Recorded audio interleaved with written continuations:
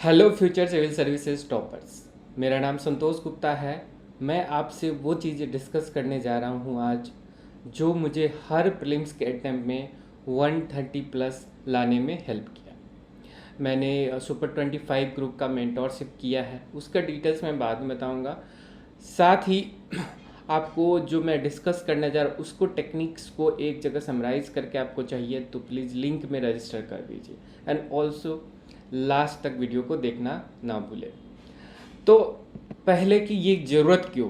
ज़्यादातर जो बच्चे जो स्टूडेंट्स मेरे पास आते हैं वो ऐसे होते हैं कि सर 80 मार्क्स आया, 70 मार्क्स आया, और मैं जब पूछता हूँ कि पॉजिटिव कितने थे, निगेटिव कितने थे, तो 40-45 पॉजिटिव थे, उतने ही निगेटिव भी थे। तो आप इमेजिन करो कितना स्कोर आएगा। तो मोस्टली 70 to 80 के बीच उसका स्कोर रहता है। वो सोचते हैं कि 90 ही तो कटअप जा रहा है, देन 10 मार्क्स क्यों नहीं आ रहा? वही 10 मार्क्स जो है सबसे डिफ़िकल्ट है। और क्यों? क्योंकि यूपीएससी अनप्रेडिक्टेबल है। आपको वो 10 मार्क्स लाने के लिए आपको अपना प्रिपरेशन का जो स्टाइल है वो इम्प्रूव, वो चेंज करना पड़ेगा। एंड ज़्यादातर बच्चे उसमें से वो होते हैं जो 1 साल के वाले कोचिंग किए होते हैं, तो पहला साल तो उसमें निकल जाता है कि भैया सिलेबस को ही कंपाइल करें। दूसरा साल प्रिपेयर करना वो शुरू करते हैं एंड दूसरे साल के अंत में फिर वही 70-80 मार्क्स आता है। थर्ड ईयर से बेसिकली वो हमारे पास आते हैं एंड फिर हम उसको ये लॉजिकल टेक्निक्स पे वर्क करते हैं। और वैसे उससे भी बुरा वैसे बच्चे होते हैं जो कि 1 साल में multiple coaching, specially online coaching वाले में यहाँ टाइम वेस्ट कर चुके होते हैं और वो क्वेश्चन सॉल्विंग को नहीं सीख पाते। पहले तो कंसेप्ट ही क्लियर नहीं होता, अगर होता भी है तो क्वेश्चन लर्निंग को सीखे हुए नहीं रहते। तो बेटर दैन कि आप 2 साल बर्बाद करने के बाद ये चीज़ें सीखो, पहले ही जब आप प्रिपरेशन कर रहे हो first time, then you also learn to solve the question. So उसकी वजह से आप ये यूपीएससी का जो अनप्रेडिक्टेबिलिटी लास्ट का जो 10-20 मार्क्स है उसको टैकल कर पाओगे। और ये कैसे होगा? जब आप अपना नॉलेज एंड लॉजिक दोनों को इस्तेमाल करना सीखोगे क्वेश्चंस करते समय पर। और इसके लिए मैंने ये 10+10+10 क्वेश्चन रूल मैं आज डिस्कस करूँगा। ये क्या है? ये ऐसे क्वेश्चंस हैं जहाँ पे आपको मैक्सिमम स्कोर करना है। देखो 35 to 40 क्वेश्चंस जनरली सभी कर लेते हैं, चाहे आपका अच्छा प्रिपरेशन है, बुरा प्रिपरेशन है, वो लोग इजी क्वेश्चन हो तो कर लेते हैं। नेक्स्ट जो 30 क्वेश्चंस होता है वो चैलेंज होता है। लास्ट का 15-20-30 तो आप छोड़ भी सकते हैं। तो नेक्स्ट 30 क्वेश्चन को लेट से कि हमने डिवाइड कर लिया 10+10+10 में। अब वो ऐसे 10 है जिसमें कोई गलती नहीं करेगा, जो कि ईजी टू मॉडरेट है। दूसरे वैसे 10 है जिसको हमको अटेम्प्ट ही नहीं करना है बिकॉज हमें पता नहीं है।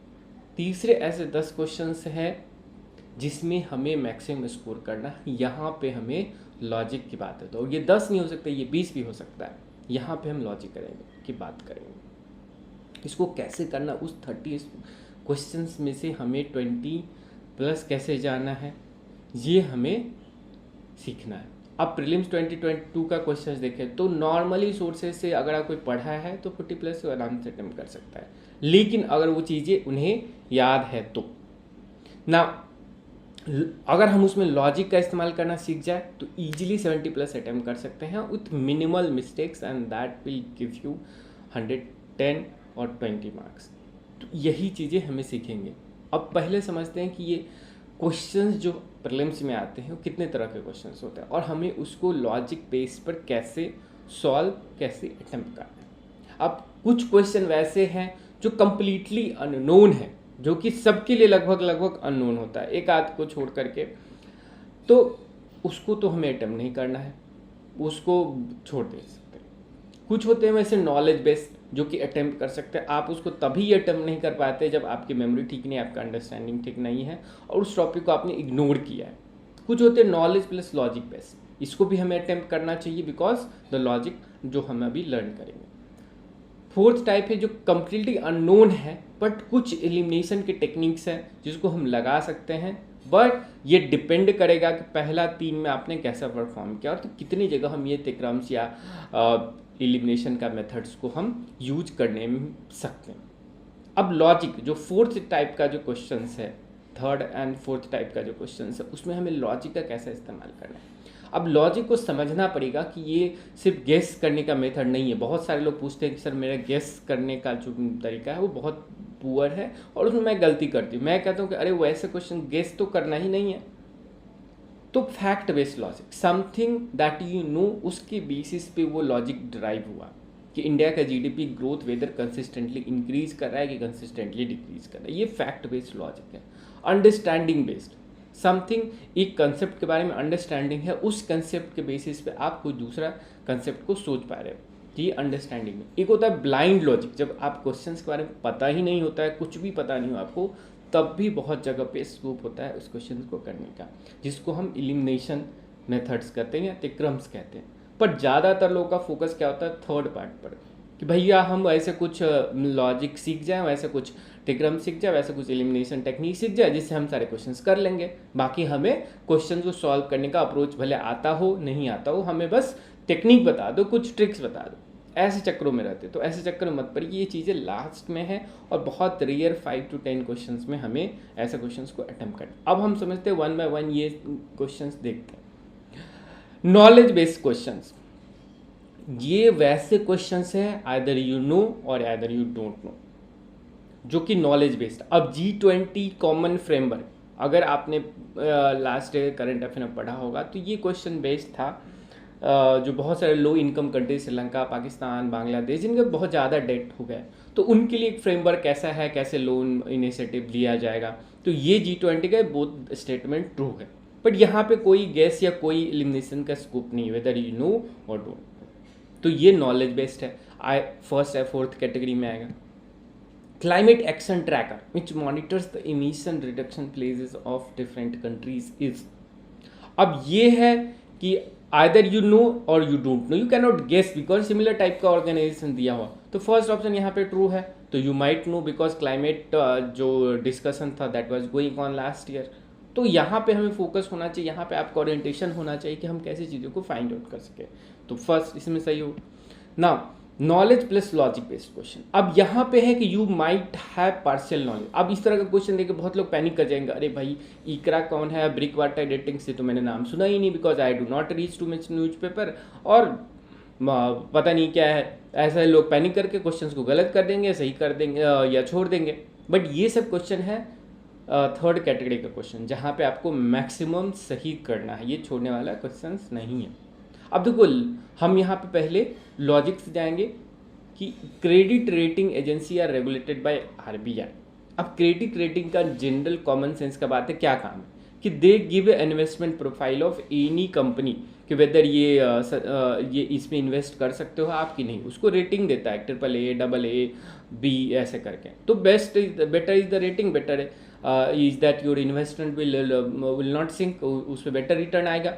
तो ये इस तरह का इन्वेस्टमेंट रिलेटेड काम कौन करता है, ये सेबी का काम है, नॉट RBI। तो फर्स्ट तो हम यहाँ पे गलत कर देंगे, इसको मानेंगे गलत है। अब है कि rating agency popular known and ICRA is a public limited, ये बहुत कम चांस है कि आपको पता होगा पब्लिक लिमिटेड, प्राइवेट लिमिटेड। आप गलत जगह फोकस नहीं करना। ICRA इज पॉसिबल के है, ब्रिक वाटर रेटिंग्स ये भी एक रेटिंग एजेंसी है। तो 1 को आप एलिमिनेट करते, वैसे 2 and 3 आप यहाँ पे सही हो जाता है। But by the fact you may know कि क्राइसिल, इकरा, ब्रिक वाटर रेटिंग्स इस तरह का, और वर्ल्ड लेवल पे S&P, मूडी, ये सब जो है क्रेडिट रेटिंग एजेंसीज हैं। लॉजिक बेस्ड, वैसे जहां पे आपको फैक्ट के बारे में पता ही नहीं है, बहुत थिन लेवल पे पता है। अब वियतनाम पे इतना रिसर्च कौन करता है भाई? तो इसमें आपको ये देख के, क्वेश्चन देख के पैनिक नहीं करना, वे आपका बस लॉजिकल माइंड को चेक कर रहा है कि Vietnam has one of the fastest growing economy in the world in the recent years. अब वन ऑफ द फास्टेस्ट क्या, 2% भी वन ऑफ द फास्टेस्ट है, when recession is going on, 5% भी वन ऑफ द फास्टेस्ट है, 7% one of the fastest है। तो इसका तो चांस है कि 1 सही होगा। अब Vietnam is led by multi party political system, ये पॉइंट है कि आपको एलिमिनेट करना है। मल्टी पार्टी वहाँ होता है जहाँ प्रॉपर डेमोक्रेसी है। वियतनाम तो कम्युनिस्ट कंट्री था हो चिन मिन के टाइम से, तो यहाँ पे definitely 2 will not be correct. Now अब मैं 5th स्टेशन पे जा रहा हूँ directly. Vietnam has the most productive E service sector in Indo Pacific region. अब इंडो पैसिफिक रीजन में सोचो, सिंगापुर भी है, मलेशिया भी है, तो वहाँ पे वियतनाम जैसे कंट्री का मोस्ट प्रोडक्टिव ई सर्विस सेक्टर कैसे हो सकता है? अगर होगा भी तो शायद सिंगापुर का हो सकता है। तो फिफ्थ तो डेफिनेटली रॉन्ग है। तो 2 and 5 आई कैन से कि डेफिनेटली रॉन्ग है। सो 1, 3 and 4 ऑप्शन में भी है, सो आप जा सकते हो। तो ये लॉजिक बेस्ड चीज़ें हैं जहाँ पे फैक्ट का बहुत कम यूज हुआ। तो इस तरह से हमको क्वेश्चंस को अटेम्प्ट करना है। यहाँ पे कोई मैंने एलिमिनेशन टेक्निक यूज़ नहीं किया, just normal common sensical knowledge use किया है।